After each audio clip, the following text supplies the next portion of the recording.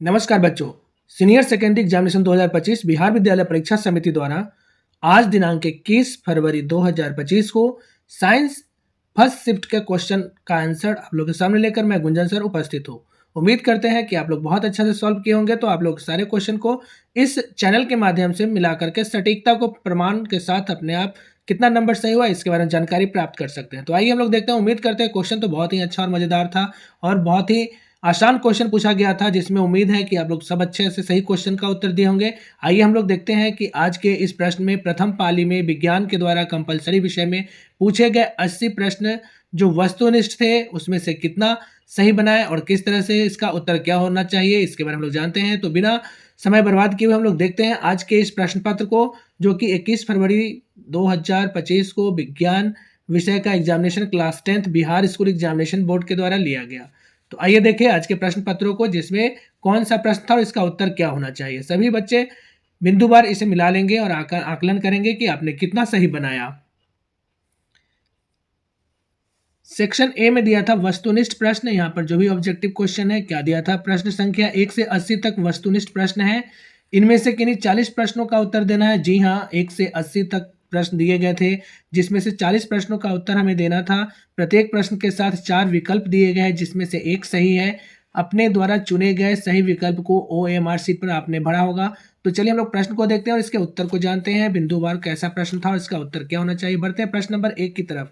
क्या करा प्रश्न नंबर 1, किशोरावस्था में होने वाले परिवर्तन को कहते हैं। किशोरावस्था में जो परिवर्तन होता है उस परिवर्तन को क्या कहते हैं। प्रश्न नंबर 1 है, इसको बोलते हैं प्यूबर्टी, यानी कि इसका आंसर हो जाएगा सी जो करेक्ट आंसर। किशोरावस्था में होने वाले परिवर्तन को कहते हैं प्यूबर्टी। तो इसमें आप इसका तीसरा आंसर हो गया प्यूबर्टी। अब बढ़ते हैं अगले प्रश्न की तरफ। प्रश्न नंबर 2 को देखते हैं। निम्नलिखित, इसका सही उत्तर हो जाएगा प्यूबर्टी। प्यूबर्टी में मेल जेनाइटल ऑर्गन और फीमेल जेनाइटल ऑर्गन डेवलप्ड होना शुरू हो जाता है, जिससे कि उसमें किशोरावस्था के लक्षण लड़कियों में लड़कियों में दिखाई देने लगता है। तो पहला का आंसर हो जाएगा कि किशोरावस्था में होने वाले परिवर्तन को प्यूबर्टी कहते हैं। The correct answer is C. अगले प्रश्न की तरफ बढ़ते हैं। प्रश्न नंबर 2 को देखते हैं। प्रश्न नंबर 2 है, निम्नलिखित में कौन परिवार नियोजन साधनों में प्रयुक्त एक प्रभावी उपाय है। यहाँ पर परिवार नियोजन के बारे में बात कर रहा है, चर्चा कर रहा है। तो इसमें क्या हो जाएगा कि परिवार नियोजन के लिए सबसे जो प्रभावी उपाय है उसको बोलते हैं कॉन्डोम। तो इसका हो जाएगा आंसर बी, यह सबसे प्रभावी उपाय है। फिर बढ़ते हैं अगले प्रश्न की तरफ। प्रश्न नंबर 3 है, एटाविज्म का क्या अर्थ है। एटाविज्म जो होता है बच्चों, वह संतति में पूर्वजों के गुणों का आना जो जनकों में नहीं होते हैं, वैसी प्रक्रिया को एटाविज्म कहते हैं। जो ऑफ स्प्रिंग यानी संतान में पूर्वजों के गुणों का आना होता है जो उनके जनकों में नहीं होता है, इनके पेरेंट्स में जो नहीं होंगे बल्कि उनके पूर्वज में जो पाए जाएंगे, इसी प्रक्रिया को एटाविज्म कहते हैं। तो इसका आंसर सी हो जाएगा। Correct answer is C. अगले प्रश्न की तरफ बढ़े। प्रश्न नंबर 4 को देखें। 4 नंबर प्रश्न क्या है, किसी जीव की जीनी संरचना कहलाती है। किसी भी जीव की जीनी संरचना को कहते हैं जीनोटाइप। इसका आंसर हो जाएगा आपका बी। जीव की जीनी संरचना हो गया जीनोटाइप। अगले प्रश्न को देखते हैं। प्रश्न नंबर नेक्स्ट है, प्राकृतिक चयन द्वारा जीवों का विकास कहलाता है। तो प्राकृतिक चयन के द्वारा जीवों का जो विकास होता है ना, इसके बारे में डार्विन साहब ने बताया था। तो इसका आंसर हो जाएगा डी, डार्विनवाद कहते हैं इसको। प्राकृतिक चयन द्वारा जीवों का विकास डार्विनवाद कहलाता है। तो ये आपका 5वां प्रश्न हो गया। बढ़ते हैं अगले प्रश्न की तरफ। प्रश्न नंबर 6 देखिए क्या करा है, जैव आवर्धन प्रदर्शित करने वाला रसायन है। जैव आवर्धन को जो प्रदर्शित करता है उसको कहते हैं, इसमें DDT बोलेंगे, यानी कि इसको बोलते हैं हम लोग die chloro diphenyl try chloride. यह इसका फुल फॉर्म हो गया जो DDT हो गया। इसको बोलते हैं जैव आवर्धन को प्रदर्शित करने वाला रसायन। इसका आंसर डी हो जाएगा, DDT। अगले प्रश्न की तरफ बढ़ते हैं। प्रश्न नंबर 7 को देखें। प्राथमिक उपभोक्ता कहलाते हैं। तो जो प्रोडक्ट होते हैं हरे पेड़ पौधा, उसको प्रोडक्ट बोलते हैं, उत्पाद बोलते हैं। और उसके बाद जो प्राथमिक उपभोक्ता हो गया उसको शाकाहारी बोलेंगे, यानी कि जो शाकाहारी जीव जंतु हो गए उसको ही कहा जाता है प्राथमिक उपभोक्ता। इसका आंसर डी हो जाएगा। अगले क्वेश्चन को देखें। प्रश्न नंबर 8 में क्या करा है, CFC क्लोरोफ्लोरोकार्बन का व्यापक उपयोग होता है। तो क्लोरोफ्लोरोकार्बन का उपयोग जेट इंजन में भी किया जाता है, रेफ्रिजरेटरों में भी होता है और एयर कंडीशन में होता है। तो इसका आंसर हो जाएगा डी, इनमें से सभी में इसका उपयोग किया जाता है। तो इसका आंसर डी हो जाएगा। अब अगला प्रश्न देखते हैं। प्रश्न नंबर 9 देखते हैं। हवा में स्वतंत्र रूप से लटका हुआ क्षैतिज चुंबक हमेशा आराम की स्थिति में रहता है। ये हम लोग पहले भी जानते हैं कि स्वतंत्रता पूर्वक लटका हुआ चुंबक हमेशा उत्तर और दक्षिण की दिशा में आकर रुकता है। तो इसका आंसर हो जाएगा आपका सी, उत्तर और दक्षिण दिशा में। अगले प्रश्न की तरफ बढ़े। अगला प्रश्न क्या कह रहा है? 10वां प्रश्न है, यदि एक विद्युत धारावाही तार के समीप कंपास रखा जाता है तो यह कंपास की सुई यदि उसके सामने रखा जाए तो धारावाही तार को विक्षेपित करेगा। तो इसका आंसर हो जाएगा आपका बी, धारावाही तार विक्षेपित होगी। अगले प्रश्न को देखते हैं। फैराडे ने बहुत से क्रांतिकारी खोज की जिसमें शामिल है, फैराडे ने जो खोज शास्त्र किए थे उसमें शामिल है विद्युत चुंबकीय प्रेरण। इसका आंसर ए हो जाएगा, विद्युत चुंबकीय प्रेरण।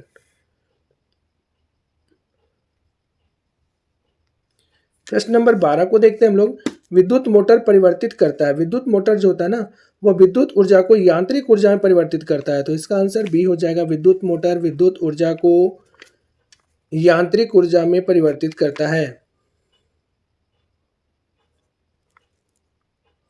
अब अगले प्रश्न की तरफ बढ़ते हैं। अगला प्रश्न क्या है? फ्लेमिंग के वाम हस्त नियम में बाएं हाथ की तर्जनी संकेत करती है। फ्लेमिंग का जो वाम हस्त नियम है उसमें बाएं हाथ की तर्जनी चुंबकीय क्षेत्र की दिशा का प्रदर्शित करती है। इसका आंसर आपका ए हो जाएगा, ये चुंबकीय क्षेत्र की दिशा को प्रदर्शित करता है। 14वां प्रश्न देखिए। किसी चालक तार से विद्युत धारा प्रवाहित करने पर तार के ऊपर तथा नीचे किस प्रकार के चुंबकीय क्षेत्र पैदा होते हैं? तो धारावाही तार में जब विद्युत धारा प्रवाहित करते हैं तो तार के ऊपर और नीचे समान प्रकार के विद्युत धारा प्रवाहित होगा। इसका आंसर बी हो जाएगा। इस तरह से हम लोग मिलाते चले और सारे प्रश्न का सटीक उत्तर हम लोग कितना सही किए हैं आप चेक कर सकते हैं कि अब कितना सही उत्तर हुआ। प्रश्न नंबर 15 को देखते हैं। जल विद्युत ऊर्जा किस प्रकार का ऊर्जा स्रोत है? तो जल विद्युत ऊर्जा जो हो गया वो नवीकरणीय स्रोत है। जल हो गया, सौर ऊर्जा हो गया, पवन ऊर्जा हो गया, ये सभी नवीकरणीय ऊर्जा के स्रोत हैं। तो जल विद्युत ऊर्जा नवीकरणीय स्रोत है और इसका आंसर ए हो जाएगा। अगले प्रश्न को देखते हैं। अगला प्रश्न क्या कर रहा है? प्रश्न नंबर 16। कौन सी गैस वैश्विक ऊष्मन के लिए उत्तरदायी है? तो जो गैस ग्लोबल वार्मिंग के लिए उत्तरदायी है उसको बोलते हैं कार्बन डाइऑक्साइड। तो इसका आंसर हो जाएगा आपका बी, कार्बन डाइऑक्साइड है वह ग्लोबल वार्मिंग के लिए, वैश्विक ऊष्मन के लिए उत्तरदायी होता है। तो इसका आंसर हो गया बी। अगले प्रश्न की तरफ बढ़े। प्रश्न है, ब्यूटेन के कितने समावयवी संभव है? ब्यूटेन में कितने जो आइसोमेर्स जो होते हैं ब्यूटेन के वह 4 होते हैं। तो इसके समावयवी 4 हो गए। कौन? सी आंसर हो जाएगा इसका। अगले प्रश्न की तरफ बढ़ते हैं।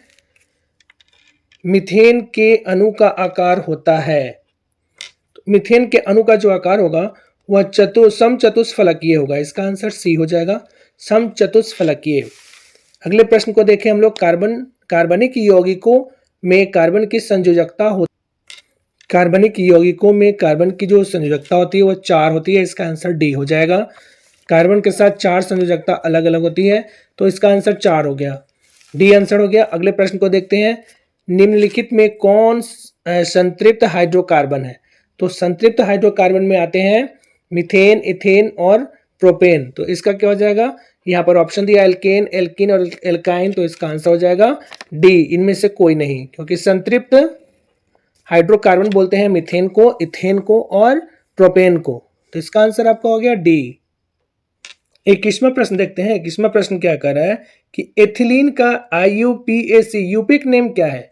तो इथिलीन का यूपिक नेम जो होता है ना उसको बोलते हैं एथीन। इसका आंसर हो गया सी, यूपिक नेम एथीन कहते हैं। अगले प्रश्न की तरफ बढ़ते हैं। अगला प्रश्न क्या कर रहा है कि मेंडलीव की आवर्त सारणी की एक कमी क्या थी? मेंडलीव की आवर्त सारणी की एक कमी थी कि हाइड्रोजन को उचित स्थान नहीं दिया गया था। तो इसका आंसर हो गया सी, हाइड्रोजन को उचित स्थान नहीं देना, यह मेंडलीव की आवर्त सारणी की एक कमी थी। अगले प्रश्न को देखिए। प्रश्न नंबर 23 क्या है? अष्टक का नियम निम्नलिखित में से किसके द्वारा प्रतिपादित किया गया?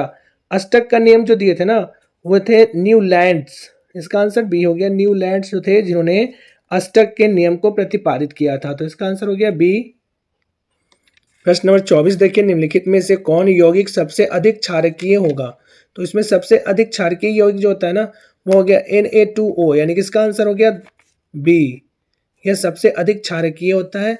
अगले प्रश्न को देखिए, मैग्नीशियम आवर्त सारणी के किस समूह का सदस्य है? मैग्नीशियम आवर्त सारणी के दूसरे समूह का सदस्य है। इसका आंसर हो गया सी, समूह 2 का।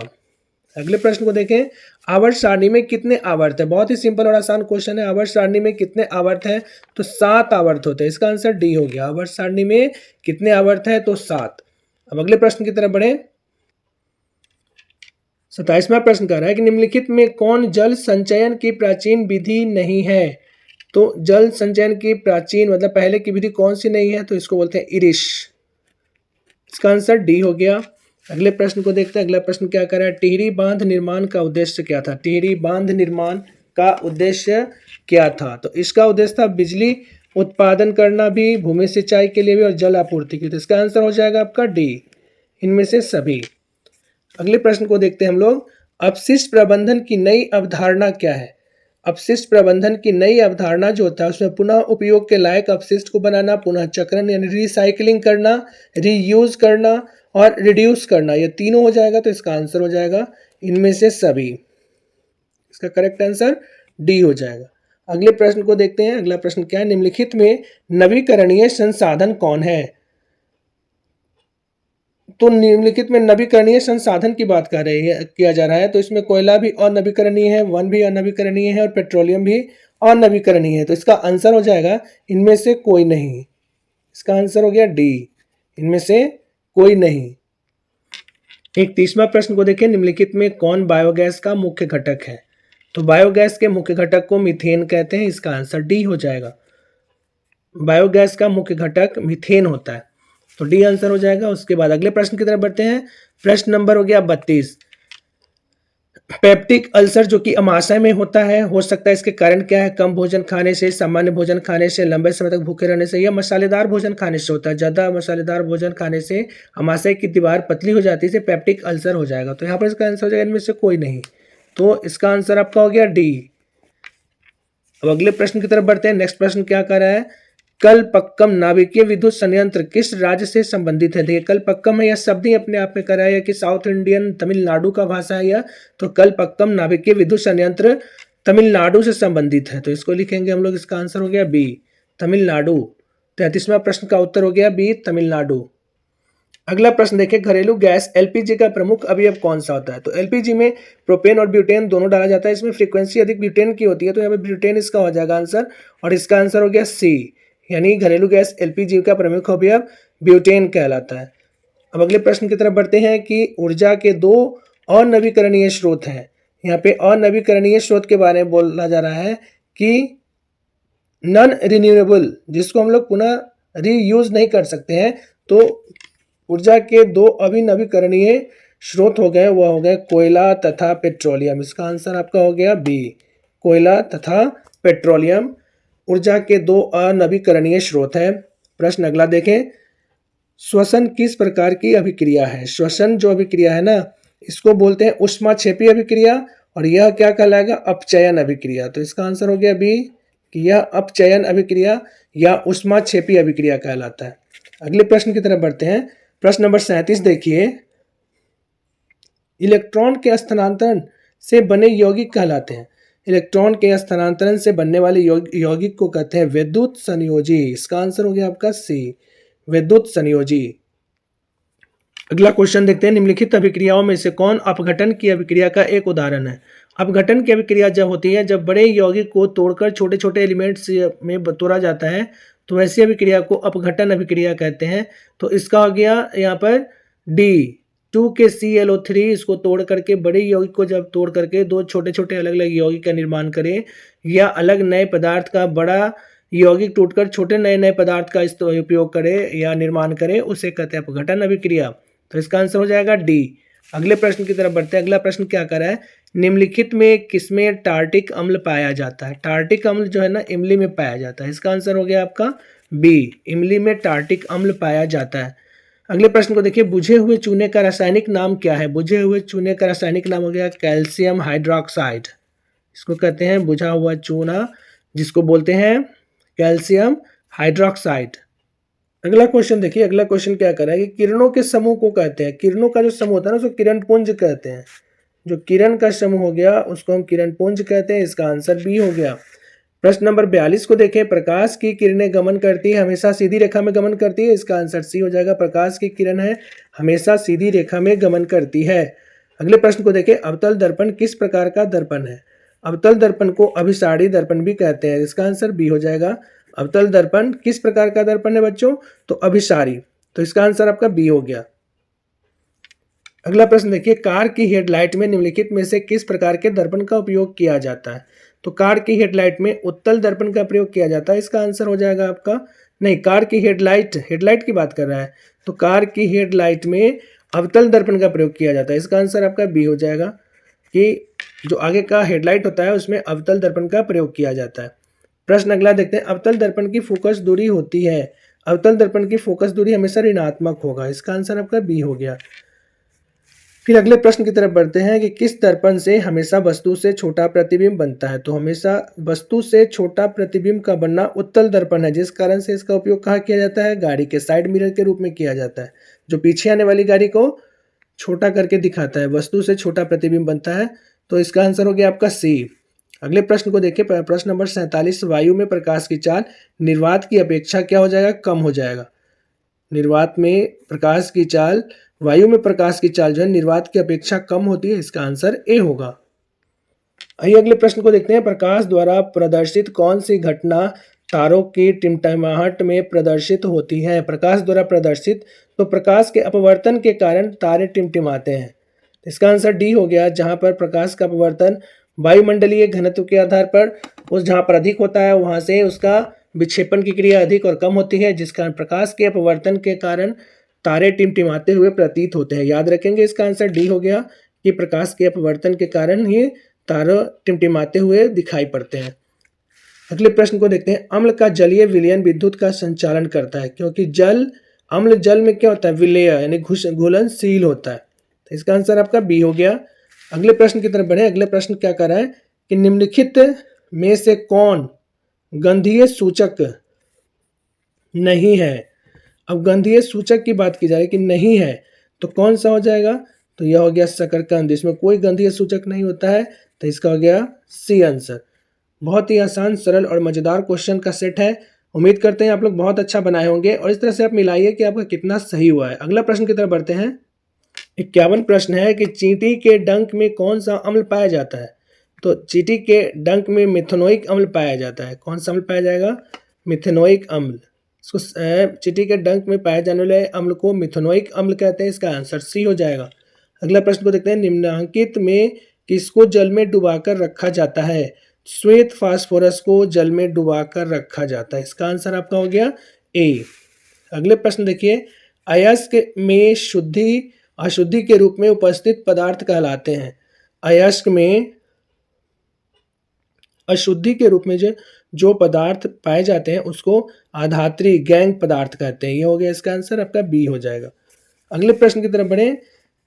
निम्नांकित में किस धातु को चाकू से आसानी से काटा जा सकता है? तो सोडियम को हम लोग काटते हैं, चाकू से आसानी से काट सकते हैं, जिस कारण इसका उपयोग स्वीट्स या मिठाई पर भी किया जाता है। तो चाकू से आसानी से कटने वाला जो धातु है उसको बोलते हैं सोडियम। इसका आंसर ए हो जाएगा। अगला प्रश्न देखें, सोने में कौन सी धातु मिलाकर मिश्र धातु तैयार की जाती है? शुद्ध सोना 24 कैरेट होता है, उसमें कॉपर को यानी कि तांबा को मिला देते हैं, जिससे कि मिश्र धातु तैयार होता है और यह आभूषण हार्ड होता है। तो सोने में कॉपर को मिलाते हैं, इसलिए इसका आंसर हो गया आपका B. Correct answer is B.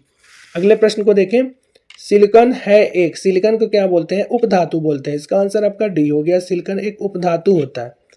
प्रश्न अगला देखते हैं। अगला प्रश्न क्या कह रहा है? 57 नंबर क्वेश्चन है, लेंस की फोकस दूरी f एवं आवर्धन क्षमता p हो तो यह क्या कहलाता है? तो यहां पर हो गया f = 1/p, और जब इसको मल्टीप्लाई करेंगे तो क्या बन जाएगा? f × p = 1। तो यह आंसर आपका कौन सा आ रहा है? बी का आ रहा है। तो इसका करेक्ट आंसर आपका क्या हो जाएगा? बी हो जाएगा। अगला प्रश्न देखिए, कैमरे का कौन सा भाग आंखों के रेटिना की तरह कार्य करता है? तो कैमरा का जो फिल्म होता है ना, वह आंखों के रेटिना की तरह काम करता है। इसका आंसर आपका सी हो गया। अगला प्रश्न देखिए, एक स्वस्थ मानव नेत्र के लिए निकट बिंदु तथा दूर बिंदु क्रमशः होते हैं।